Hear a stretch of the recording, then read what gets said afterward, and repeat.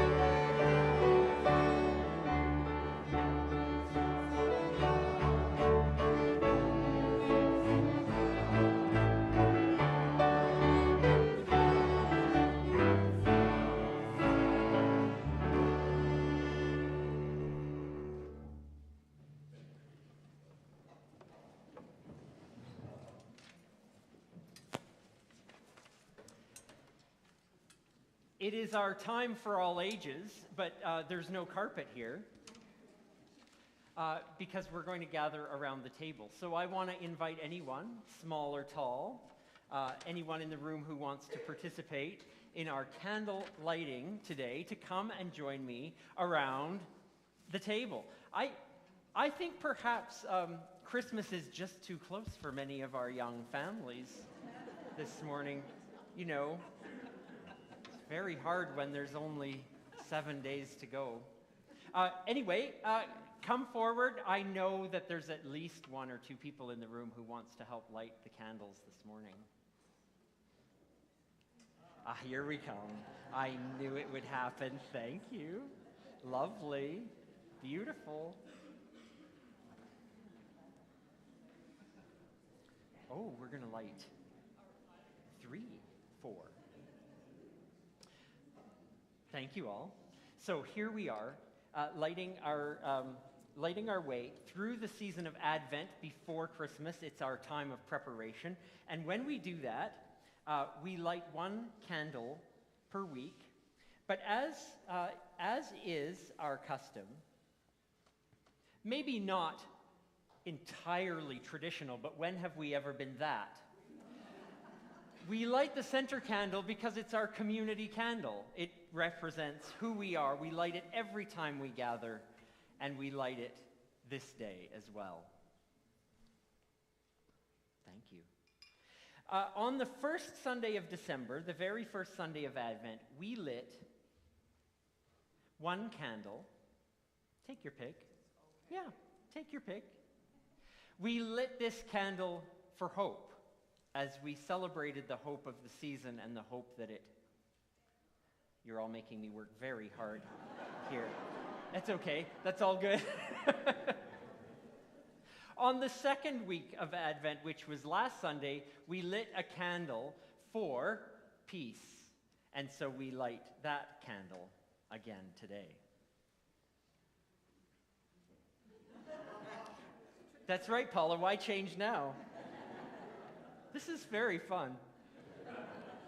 Today we light a 3rd Advent calendar, 4 in total, for joy. Knowing that we celebrate with joy, we honor joy, even when it's not on the surface, the joy that resides deep within as well. And so we light a candle, a 3rd one, for joy.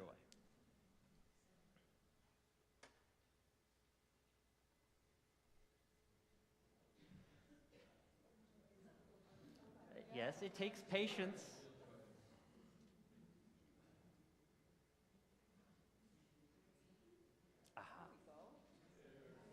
We do it. Amazing. Thank you. Thank you all. Thanks very much.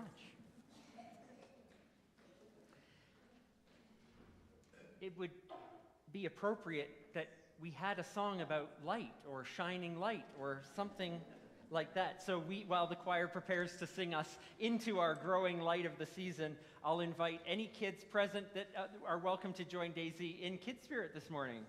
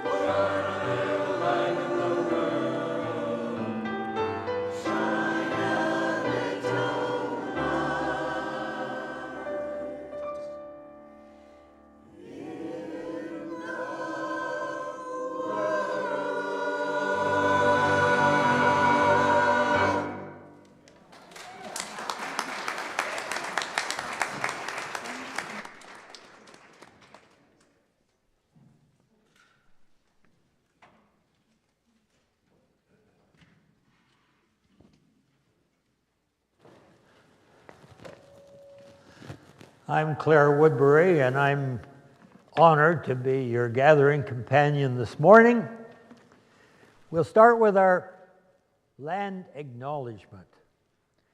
We're situated on the ancestral land of the Cree people of Treaty 6, and for that we are grateful. We're here in the southwest corner of Edmonton on the ancestral lands of the Papachase First Nation, and for that we are grateful. We're here in central Alberta, the lands of our Métis brothers and sisters, and for that we are grateful. And we're here in the place where our ancestors chose to settle, or where we ourselves have made a home, and for that we are grateful. This is the place where we honor what has come before us. We seek to live in relationship to this land and all her peoples, and to work toward an attitude of reconciliation and partnership.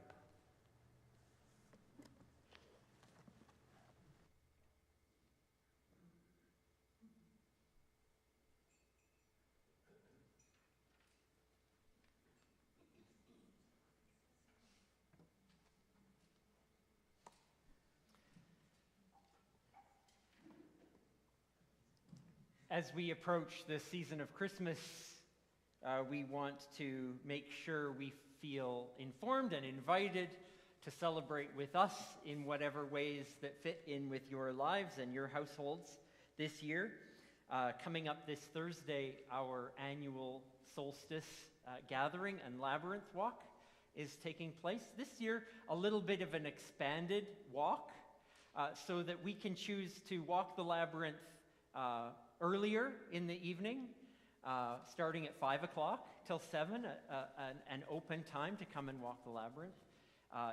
You can do that and feel free to go about your evening, or you can stay at 7 for a brief solstice gathering, which will last about 30 minutes or so, a nice quiet circle within the room, followed by another chance to walk the labyrinth. So it's a bit of a gathering sandwich.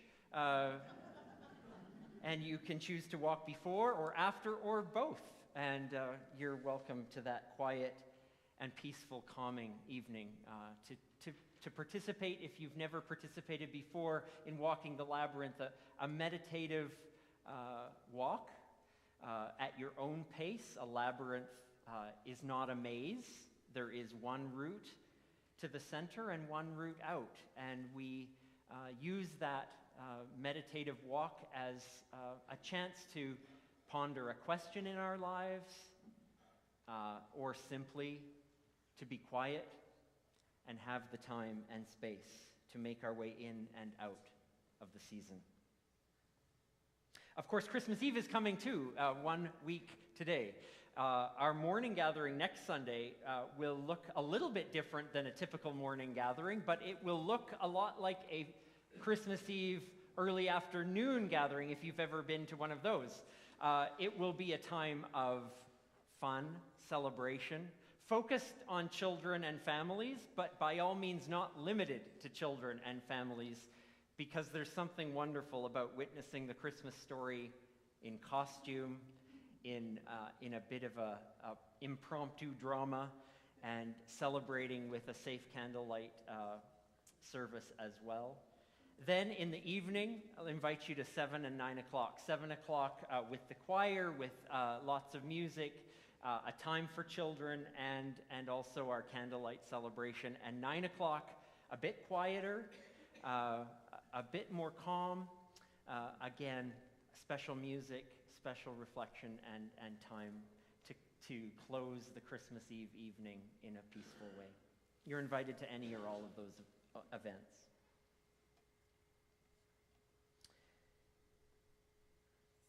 Speaking of Christmas Eve,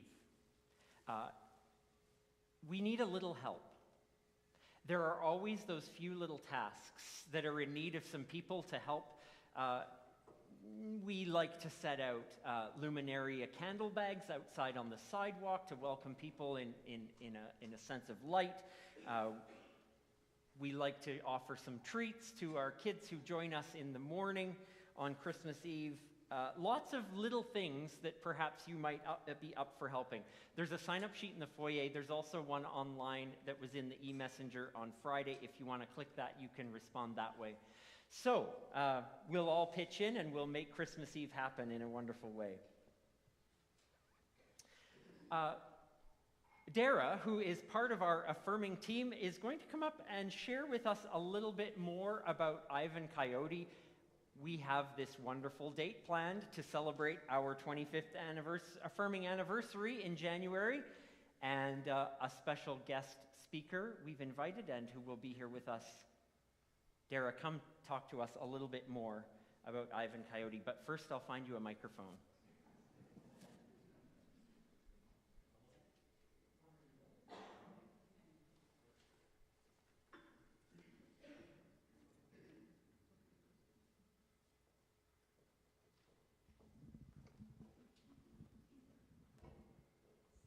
Hello.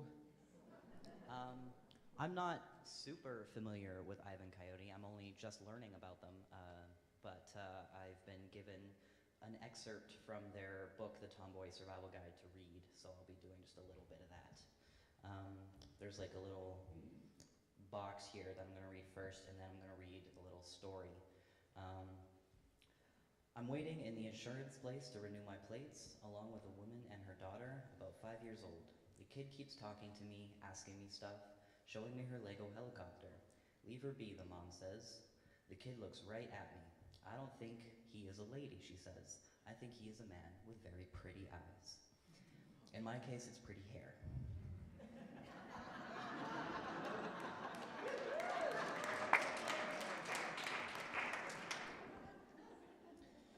I think this is the name of the chapter, Not My Son. I'm trying to think back to the very first time I knew. I probably knew before I even knew what knowing was, but the first time I really remember, I was maybe 5 years old. Same.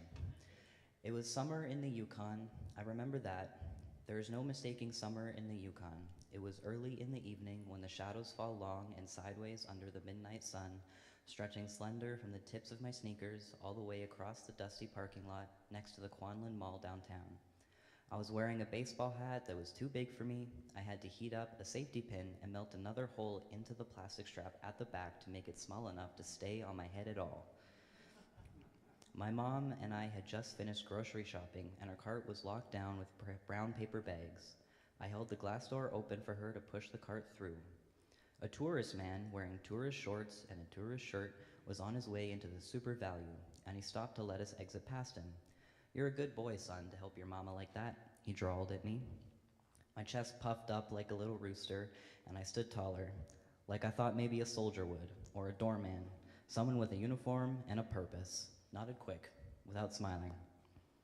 My mom sighed and squinted in the sun in his direction. "She's not my son, she is my daughter," she told him, without any edge in her voice, just the facts.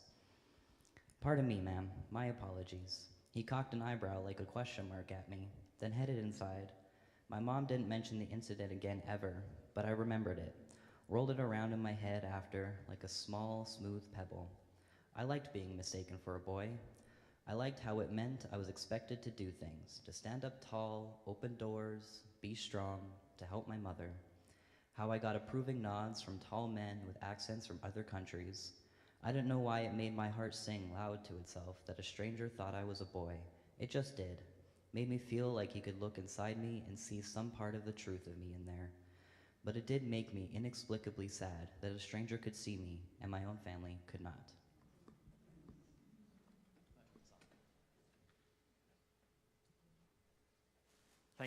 Thanks, Dara.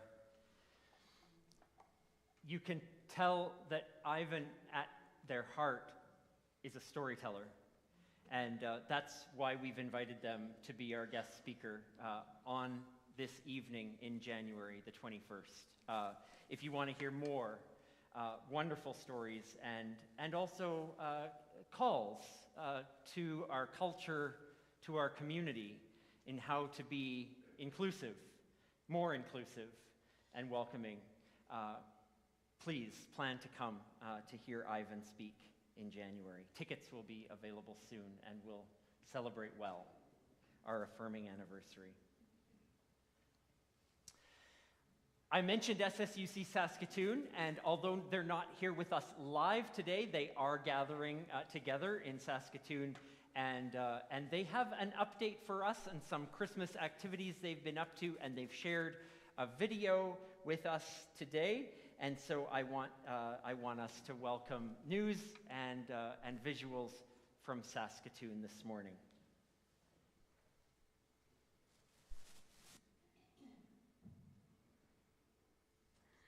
Good morning, SSUC. My name is Lori Kurtz. I'm here today on behalf of your Saskatoon friends. But what I really want to talk about is our involvement with ICM, Integrated Community Ministry. This United Church Outreach Ministry has been around for many years and has evolved through many iterations, each process building on past experiences and changing needs. ICM's mission statement reads, to build relationships of solidarity, justice, compassion, and respect among individuals, congregations, and community organizations in the core neighborhoods of Saskatoon. How does it work? These are some of the experiences I have had since joining the board of directors 2 years ago. Perhaps you remember the news about the horrible stabbing deaths at the James Smith Cree Nation. When a request was sent to you in Edmonton, you generously responded with funds to help ICM heal from the trauma of loss to those in the neighborhood. A full day of culturally appropriate, trauma-informed care was delivered and very much appreciated. Chantal, the director, has been busy representing ICM information to whomever asks. She facilitated and volunteered at the regional conference this past spring and organized a display to inform attendees about the importance and the work of ICM. Our group, along with other congregations, has continued this justice work. Volunteers have helped out with a weekly chop and chat meal. Just this past week, a few of us witnessed the gratitude and community building in serving a hot Christmas feast to 85 community members. Along with this meal, there were bags of winter kits, women's and men's hygiene kits, and an abundance of winter toques and scarves available. All of these things provided by not only our small group, but generous donations from others. As a board member, I have learned so much from the people there about culturally appropriate practices, lived experience, barriers to success. Truth and reconciliation matters. I have been inspired to continue on this learning journey. Chantal, as well as Essential Voices, all paid staff members, live in the community and act as knowledgeable advocates and guides to those in the community that struggle most. They work under the principal motto of nothing about us without us. I welcome this opportunity to say thank you to all who have supported ICM in time and talents, gifts and financial resources. We are grateful for other partner agencies who together help each other fill in some gaps. The needs are great and continue to grow as we all struggle through these uncertain times.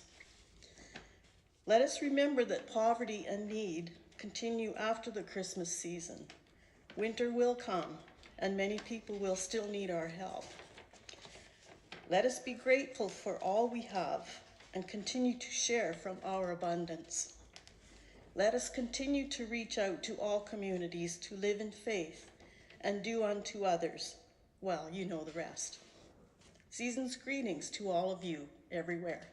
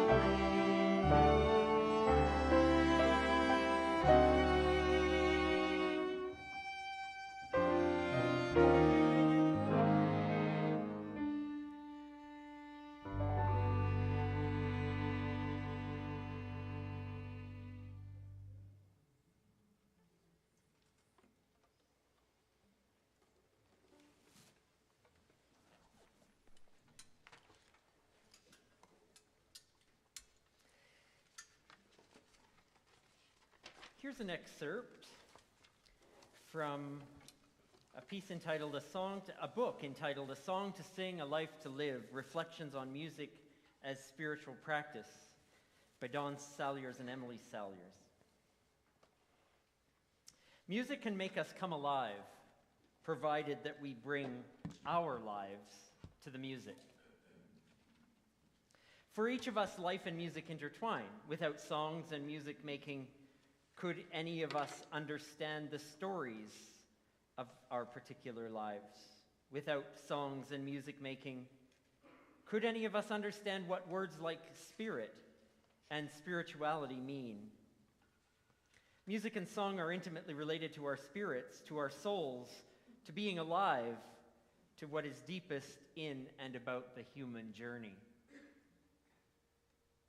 There is always meaning available in song to those with open hearts and listening ears.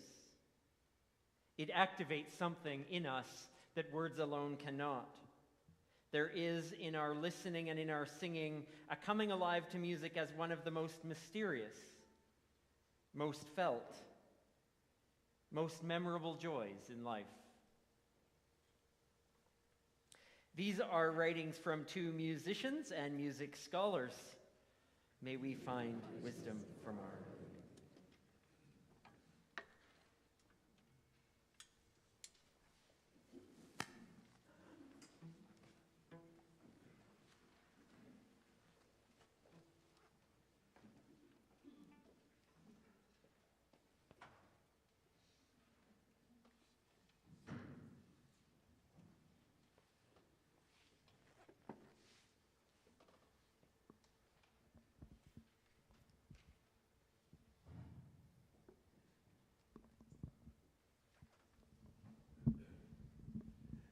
When our choir started to prepare our music for this special Christmas gathering, one of the things that happened in our conversations is we became kind of painfully aware of the gap that exists between the warmly glowing Christmas card, Christmas carol, and Bethlehem stable images that are such a familiar part of this season, and the grim and brutal life and death realities that are happening in Israel and Gaza and in the West Bank that we witness on the news every day. Facing that gap, that discomfort, that disconnect, we decided that it might be good to call to mind some parts of the traditional story that are often lost in our Christmas time retellings. One is the fact that at the time of Jesus' birth, 2,000 years ago, Bethlehem and Palestine was what we would call today occupied territory, 2,000 years ago. It was brutally under the military thumb of an imperial power, and according to the story, the traditional story, the reason that Jesus was born in Bethlehem was because the imperial authorities had forced his parents, compelled his parents to go there so that they could be counted, and more probably so that it could more accurately be taxed. And then there's the other piece of the Christmas story that we usually kind of skip right over and omit altogether. That tells of how after Jesus' birth, his parents had to take their infant child and flee the soldiers who were sent out by the Romans' puppet King Herod, who had heard rumors about this Messiah who had been born, and he was engaged in a kind of a pogrom that was designed to eliminate what he saw as a threat to his power, even newborn infant threats. So the ones that we have traditionally called and thought of as the Holy Family actually began as a refugee family. When we remember these parts of the Bethlehem story, it seems clear that while many things have surely changed over these 2,000 years, in some respects, many things have also remained very much the same. What has remained also, though, is that for centuries, Bethlehem, the storied site of the tomb of Rachel, the mother of Jacob, the birthplace of King David, the legendary king of Israel, and the birthplace of Jesus, this place has stood as a sacred place, a holy place, and as a sign of promise and hope for people of Jewish and Christian and Muslim traditions. The words of our choir's next song are addressed to a Bethlehem wind, and they evoke and engage with that ancient hope of Bethlehem. And they invite us through the coming days of Christmas to wonder about what kind of shape hope might take for us today, living in the troubled world that we live in, and to ponder on how we can shape our lives by the promise of that hope. Blow, blow, Bethlehem wind.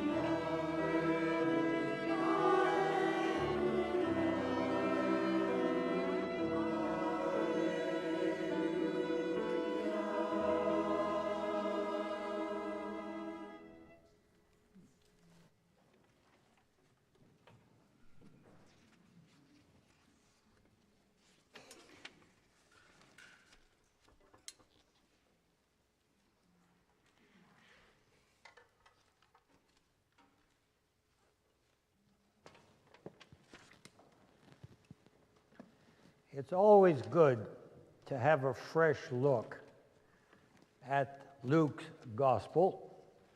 We know the Christmas stories are very different in Matthew and Luke. And here's an excerpt from Stealing the Joy from the Gospel of Luke, Misadventures in the Christian Story, Christmas Story by Todd Brewer.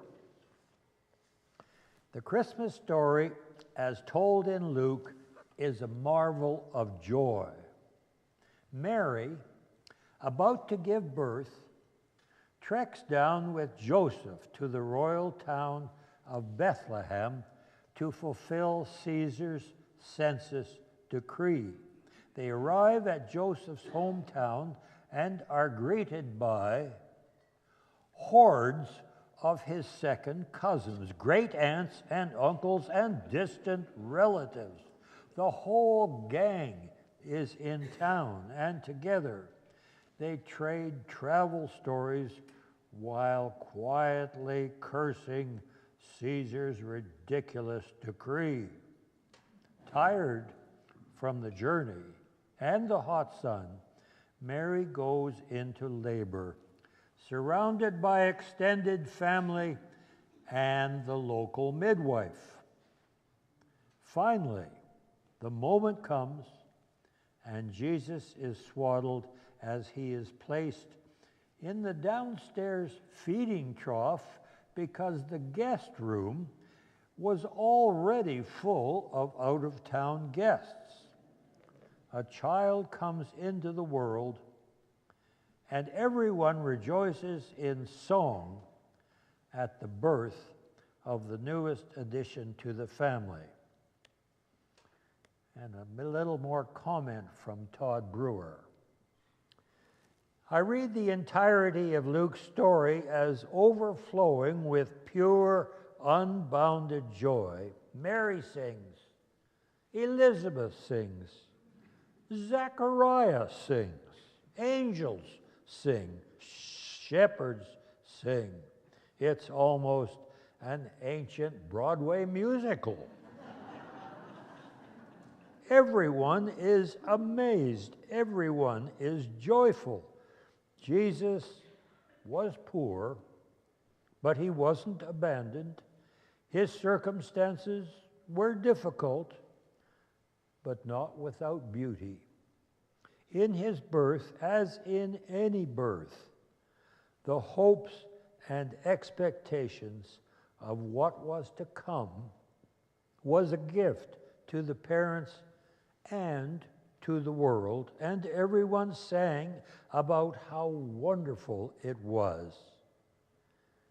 Don't steal my joy this Christmas. I want to marvel in it. Turning the world upside down can wait just a moment. These are the thoughts of a New Testament scholar and editor for the theology and cultural website Mockingbird. May we find wisdom for our living.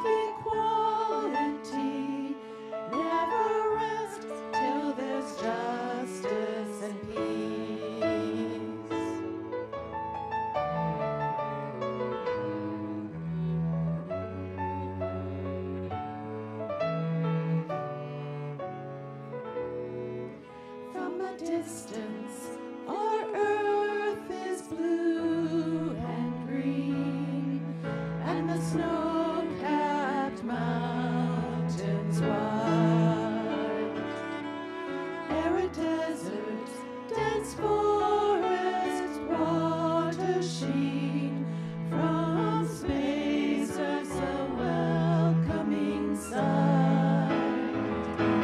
From a distance there is harmony when we all walk hand in hand, singing Silent Night, praying peace on earth, sending love across the seas and land.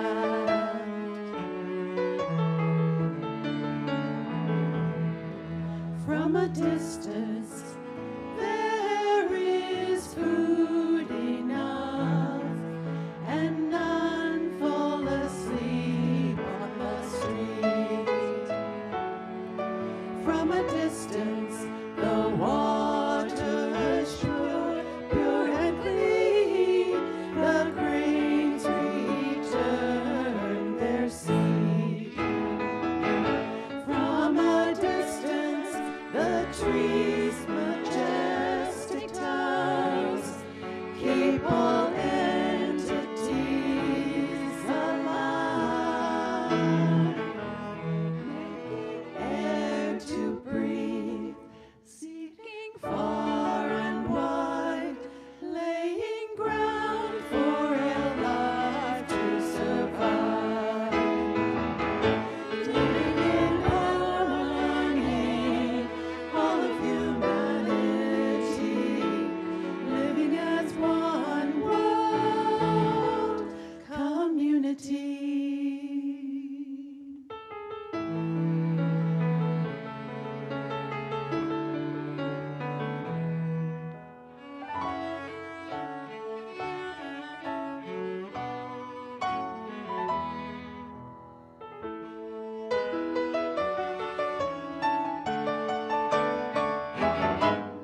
From a distance, it's quiet, peaceful, calm.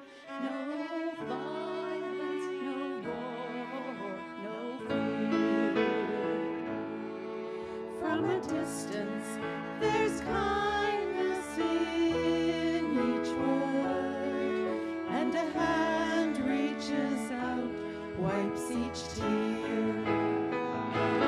From a distance, bells ring, joy to the world, and it came upon a midnight clear. There are songs of hope, there are acts of love, there's respect for everyone, every baby born.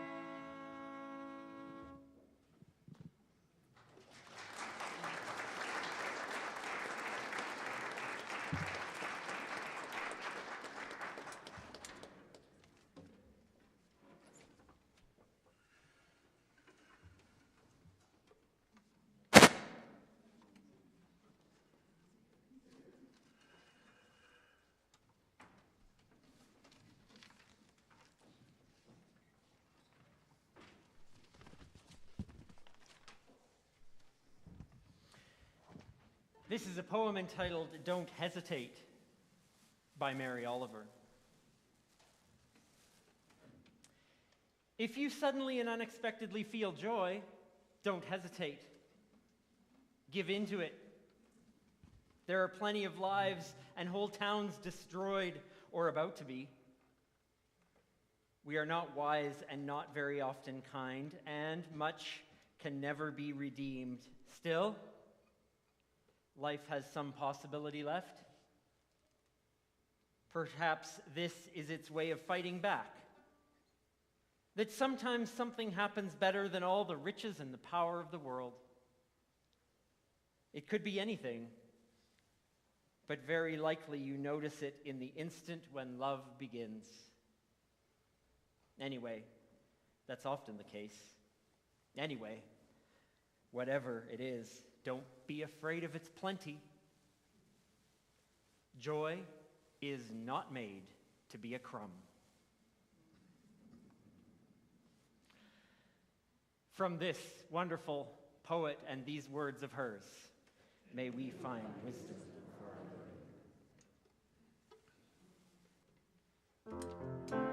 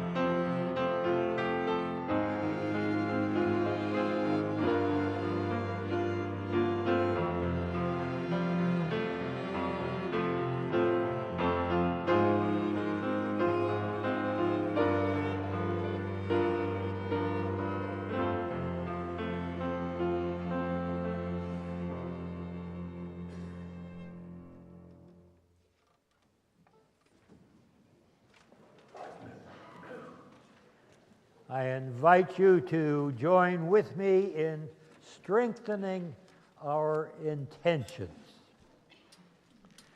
The words are on the screen. We are grateful of this situation. As darkness stretches our nights, shortens our days, quiet possibilities germinate in this season of legends and myths, of new and old traditions. May we discover our capacities to live best our humility. We gather to be inspired to live with hope and expectation, finding miracles in the ordinary, newness where we least expect it, and wonder in the midst of trouble and beauty. May it be so.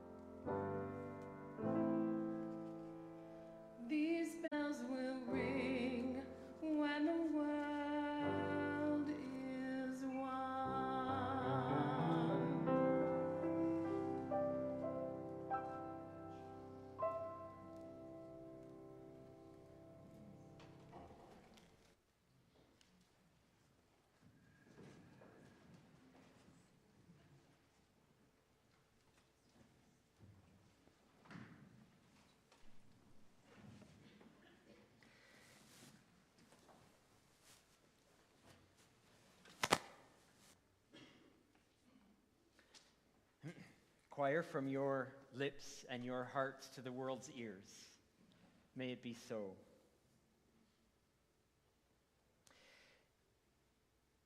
As we conclude our time together, we could not do so without massive thank yous to so many that have made our journey through this musical Christmas morning possible. To the writers, the arrangers, to the instrumentalists, to the singers, to those who made it sound amazing through the wonder of technology and brought it to our friends across the miles. May we join together in our heartfelt thanks to all who made today possible.